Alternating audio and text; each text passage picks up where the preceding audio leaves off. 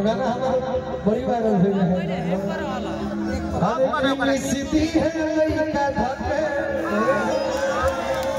हर की गलिया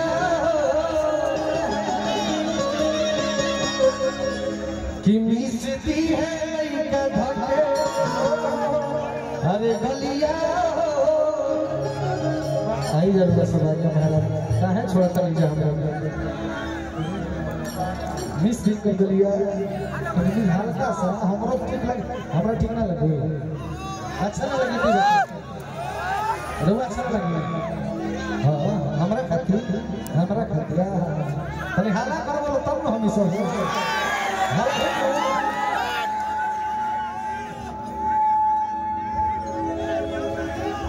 अरे की मिसती है का धके हर की गलिया अरे किए दादा होना जाई भूगोलिया कि होले दादा जना जलिया कि ए दादा होना जाई भूगोलिया गाना से हम ना जाई भलिया हो कि मजा दोना लाते अरे किछु दी हमारा मां के मजाल करो ये गाना सुनो चाचा बबलू चाचा अबे ना बा तने बिरहिया वाला बाजी है तो बिरहिया वाला लड़का कहता पहले लड़की कहता कि जान हम रास्ता में चलत रहे तो हमरा बड़ी छेड़खानी करत रह बड़ी हमरा के परेशान करत रह फोन करके हमर नंबर मांगत रह हमरा से बतियाओ चाहत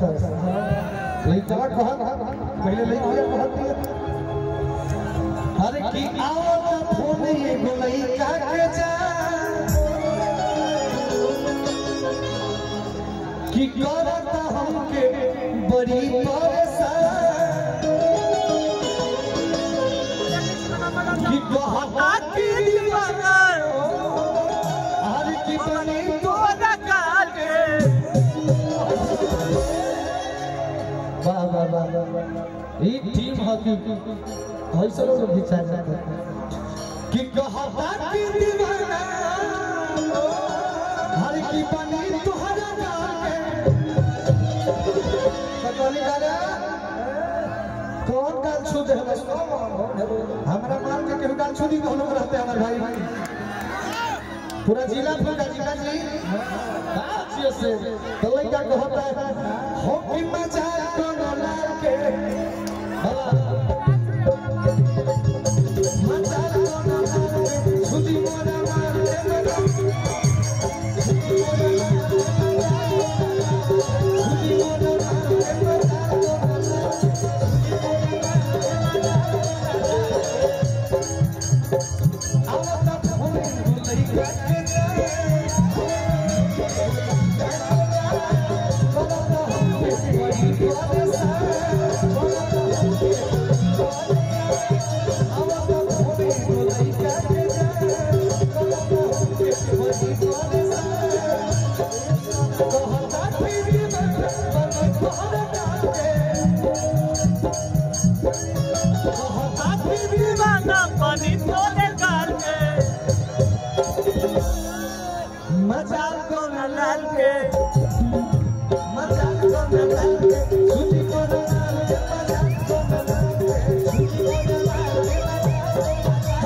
छुदी मोरा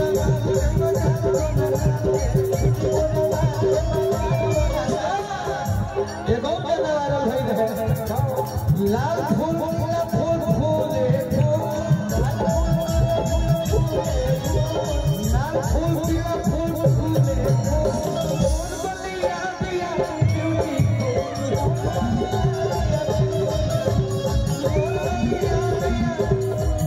भैया ये तले ना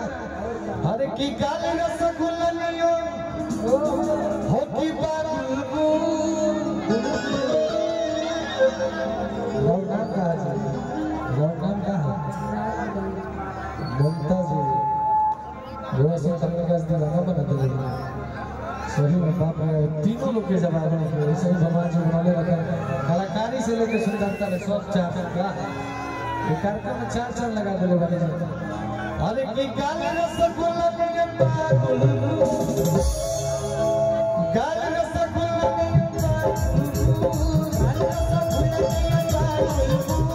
गाल रसगुल्ला के पागल मोर बलिया गया ब्यूटीफुल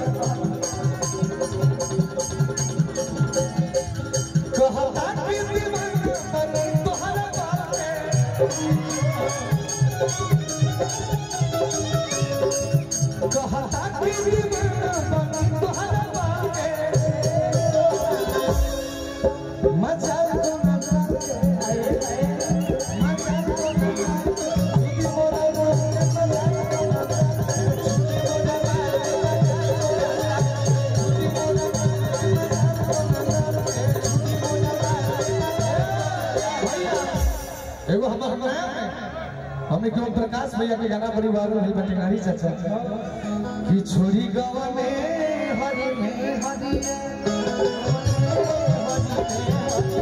छोरी गवा में हरि पिया भैया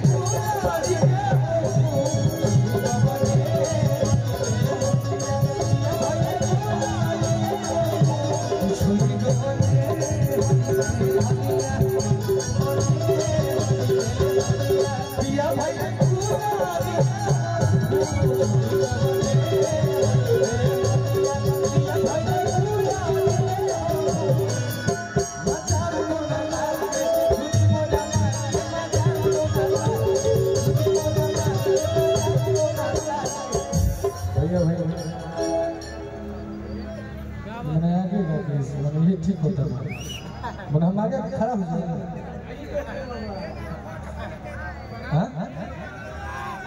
एगो ही में कोई वाला भाव हो जाए तो नारदी वाला